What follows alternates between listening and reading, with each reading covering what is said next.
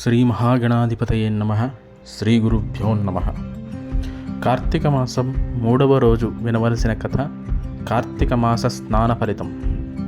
ప్రతిరోజు కార్తీక స్నానం చేయడం వల్ల జీవులు రాబోయే జన్మల్లో ఉత్తమ జన్మలెత్తుతారు. రోజులాగే ఈరోజు కూడా స్వయంపాక దానం, దీపదానం చేస్తే మంచిది. వశిష్ఠుడు జనక మహారాజుకి 3వ రోజు తత్వనిష్ఠుడు అనే ఒక బ్రాహ్మణుడి కథ చెప్పాడు. పూర్వం తత్వనిష్ఠుడు అనే ఒక బ్రాహ్మణోత్తముడు ఉండేవాడు. అతను గొప్ప విష్ణు భక్తుడు. ప్రతి ప్రాణిలోనూ దేవుణ్ణి చూసే గొప్ప పండితుడు. భూమండలమంతా తీర్థయాత్రలు చేసేవాడు. ఆయా క్షేత్రాలలో ఉండే పండితులను సేవించేవాడు. సేవించి వారి ద్వారా స్థల మహిమను తెలుసుకుని అక్కడ చేయవలసిన పనులన్నీ చేసేవాడు. అతను ఒక గురువుని కూడా ఆశ్రయించాడు. అలా తీర్థయాత్రలు చేస్తూ కావేరీ నదీ తీరానికి వచ్చాడు. కావేరీ నది అంటే వైకుంఠం నుంచి దిగివచ్చిన విరజా నది. అక్కడున్న శ్రీరంగనాథుడే శ్రీ మహావిష్ణువు అని మన పురాణాలు చెప్తున్నాయి. అతను కావేరీ నదీ తీరానికి చేరిన మాసం కార్తీక మాసం. ఆ రోజు కార్తీక మాసంలో 3వ రోజు. ఆయన కావేరీ నదిలో స్నానమాచరించి ఒడ్డుకు వచ్చి సంధ్యావందనం చేసుకున్నాడు. ఆయన దగ్గర 2 పంచెలే ఉండేవి. ఒకటి కట్టుకున్నది, ఒకటి ఆరవేసింది. ఈలోగా పెద్ద గాలి వీచింది. ఆయన ఆరవేసిన పంచ ఎగిరిపోయింది. అది ఎగిరి 2 మైళ్ళ దూరంలో ఉన్న అడవిలో పడింది. ఈ బ్రాహ్మణుడు దాని వెంటే పరిగెత్తాడు. అది ఎగిరి ఒక మర్రి చెట్టు కింద పడింది. ఈ బ్రాహ్మణుడు ఆ పంచ తీసుకోబోతుండగా అక్కడ మనుషుల ఎముకలు, చర్మము, కళేబరాలు చూసి ఇక్కడెవరో బ్రహ్మరాక్షసుడున్నాడు, మనం తొందరగా ఈ పంచ తీసుకొని ఇక్కడి నుంచి వెళ్ళిపోదామని అనుకుంటూ ఉండగానే 3 బ్రహ్మరాక్షసులు చెట్టు నుంచి దిగుతారు. ఆ మర్రి చెట్టే శాఖోపశాఖలుగా చాలా భయంకరంగా ఉంది. ఈ రాక్షసులు దానికంటే భయంకరంగా ఉన్నారు. ఆ రాక్షసులకి చాలా కాలంగా భోజనం ఉండదు. వాళ్ళు తత్వనిష్ఠుణ్ణి చూసిన వెంటనే వాళ్ళకి ఆహారం దొరికిందని సంతోషిస్తారు. వాళ్ళు తత్వనిష్ఠుని మీదకి తినడానికి వస్తూ ఉండగా తత్వనిష్ఠుడు భయపడి నారాయణ నామస్మరణం చేస్తాడు. తను ఇంతకుముందే కార్తీక స్నానం చేయడం వలన, నారాయణ నామస్మరణం చేయడం వలన ఆ రాక్షసులకి తత్వనిష్ఠుణ్ణి చూసి మనసు మారుతుంది. వెంటనే వాళ్ల పూర్వజన్మ గుర్తుకొచ్చి తత్వనిష్ఠుని పాదాల మీదపై పడతారు. అప్పుడు తత్వనిష్ఠుడు మీరు ఎవరు, మీ గతమేంటిది అని అడుగుతాడు. అప్పుడు మొదటివాడు ఇలా చెప్తాడు, అయ్యా, నా పేరు విరముడు. నేను ద్రవిడ దేశానికి చెందినవాణ్ణి. నేను ఒక పాఠశాల పెట్టాను. దాంట్లో డబ్బులు బాగా సంపాదించాను. నేను ఒక నాస్తికుణ్ణి. మద్యపానం కూడా చేసేవాణ్ణి. మాంసాన్ని తిన్నాను.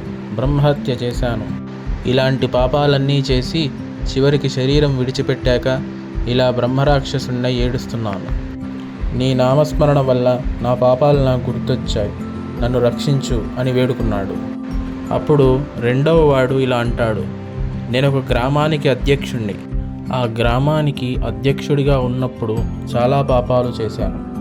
తినకూడనివి తిన్నాను, తాగకూడనివి తాగాను, దేవుడి సొమ్ముని అపహరించాను, ఇతరులకు చాలా ద్రోహం చేశాను, పక్షపాతంతో తప్పుడు తీర్పులు చెప్పేవాణ్ణి.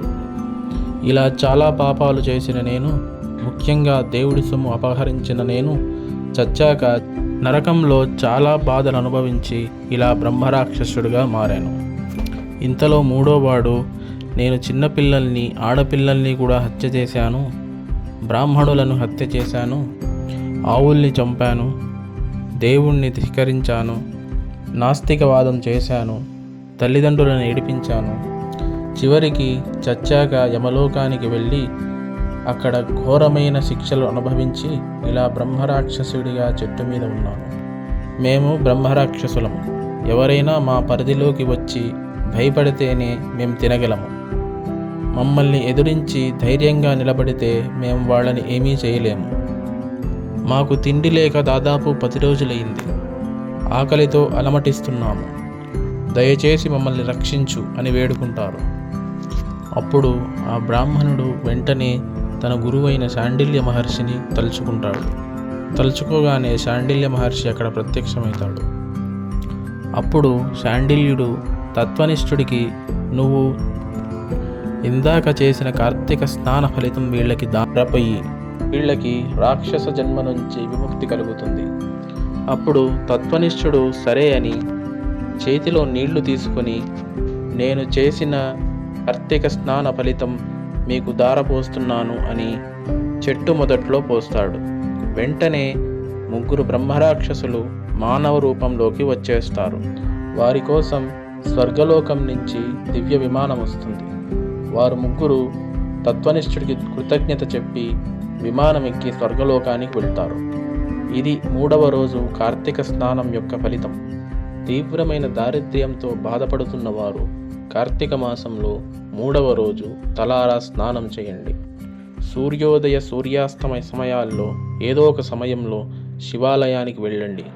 అక్కడ దీపం వెలిగించండి. శివుణ్ణి ఎర్రని పుష్పాలతో పూజించండి. తప్పక వారికి దారిద్ర్యం తీరుతుంది. ఉద్యోగం లేని వారికి ఉద్యోగం వస్తుంది. కొన్ని ఆలయాల్లో ప్రవేశం లేకుంటే అర్చకులకు పుష్పాలు ఇవ్వండి. ఈ కథను శ్రద్ధతో విన్న వాళ్ళందరికీ సకల శుభాలు కలుగుతాయి. స్వస్తి.